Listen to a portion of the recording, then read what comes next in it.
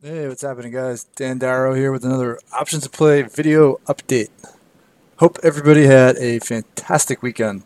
It is officially, quote unquote, unofficially earnings season. Citigroup got things started this morning. Uh, it's the first major bank, but also the first major company to really report scheduled earnings, right? I've had plenty of news over the last week and a half, but most of that was out of conferences or preliminary guidance. Citi, the first major name scheduled, and now we're off and running. So just the news flow is just going to pick up fast and furious over the next month. So tons and tons of setups come in, lots of stuff to look forward to. Uh, so what I wanted to talk about in today's video is something I kind of briefly wrote about recently when it came to setups into earnings, right? So I talked about how a consolidation in the overall market would be actually a good thing, more option focused for earnings trades. And what I mean by that is we've had just a crazy couple months, right? I mean, just wild moves. Um, and that's not really something A, we've seen in a while, but also B, we see at this time of the year. Uh, January, yes, we've seen some, really busy January and Februarys, but December, I mean, not only was this I guess, the worst December on record, but also, the extent of the movement was just much more dramatic than you typically see at that time of the year because a lot of, hedge funds books are closed, right? People aren't taking positions, people aren't really moving money around. Also, you have the holidays, and a lot of people are on vacation, so the volume's typically lighter.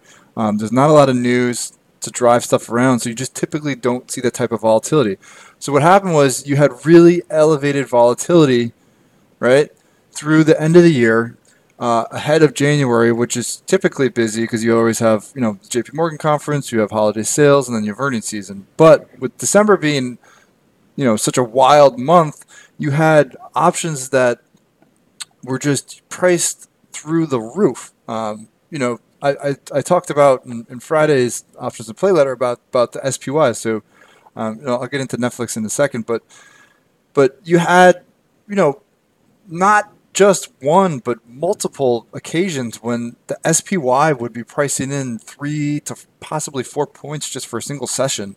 Uh, I mean, I know for a fact that G20 day, right? The Fed day, we had priced in like 3 to 4 points. There was other Fridays where we had really significant priced in moves, and then like for weekly straddles, you would see weekly straddles in excess of 7 points, 6.5, 7. Sometimes up closer to 8, and that's starting to come down, right? So, yes, we've had a big drop and a big rally, but now that we've seen maybe like, right here, like 5-ish days of sideways action, that implied volatility, because like the average trading ranges are coming down, right? They're starting to tighten, so the implied volatility is starting to come down. The VIX has retreated; it's back down 20, around 20, actually maybe a little bit lower. So you have lower VIX, lower average ranges, right? And this consolidation is it might not be leading to like the greatest trading action, right? I know a lot of traders are frustrated because we're not really going anywhere. The last few days have been kind of sideways, but that's actually much better for option traders, specifically if people that want to trade stuff into earnings, or even if you're looking at like shorter term options. And here, let me pull up. I'll pull up the spider straddle just to show you. So kind of what I was talking about. That's Netflix. So going into to Wednesday. So you have the remainder of Monday, Tuesday, and Wednesday, right? So the straddle through Wednesday, that's the 16th, is only pricing in about 270, 275.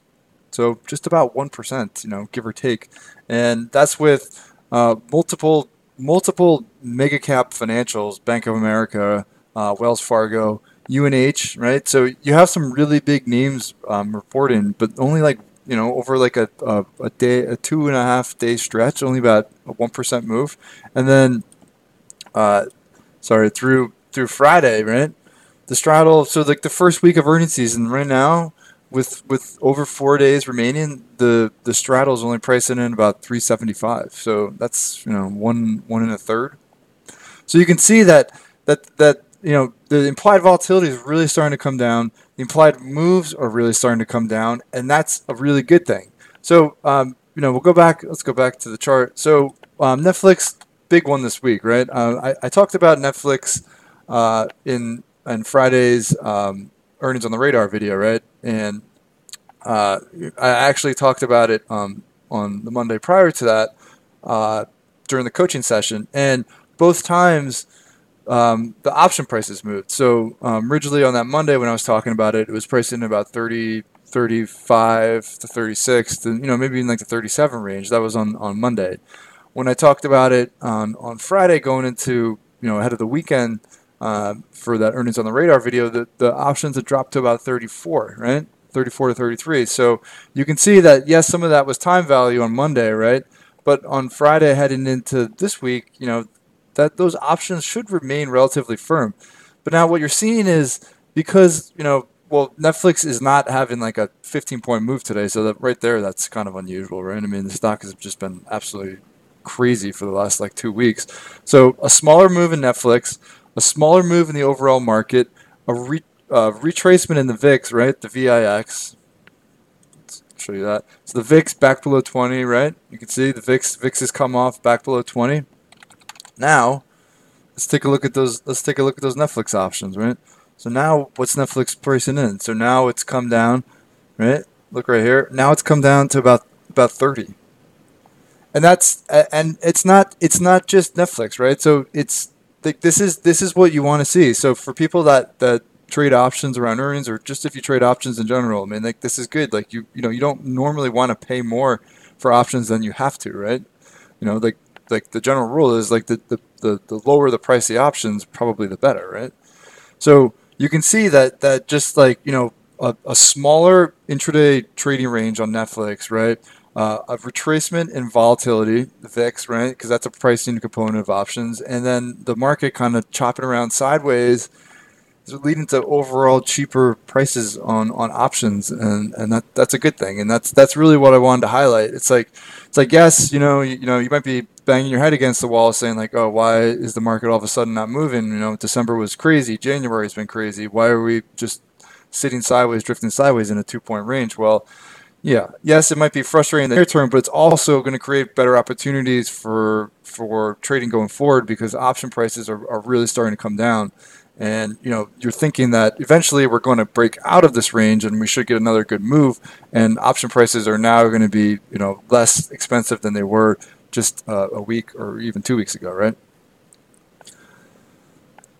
Cool. So like I said, lots on the radar coming up. This isn't necessarily the busiest week of earnings season, but it is the first week of earnings season. So we're at the point where you start to see more unscheduled announcements. Retail, obviously, still some retailers. You can expect the ICR conference goes through tomorrow, so you could probably expect some more retailers, possibly some restaurant stocks, because some of those restaurant stocks are presented at the ICR conference. Also, we had a bunch of tech early guidance, and some of them were warnings, but we could start to see some preliminary tech numbers, and that could be really, really interesting because up until this point, most of the tech guides haven't been that great. So that could be super, super, super interesting. So keep an eye out for those. As always, love to hear from you guys. Questions or comments, whether in the bottom of this video, the comments in the comment section, or if you want to reach out personally, definitely love to hear from you. So please please reach out there. Have a great night, and I'll talk to you guys tomorrow.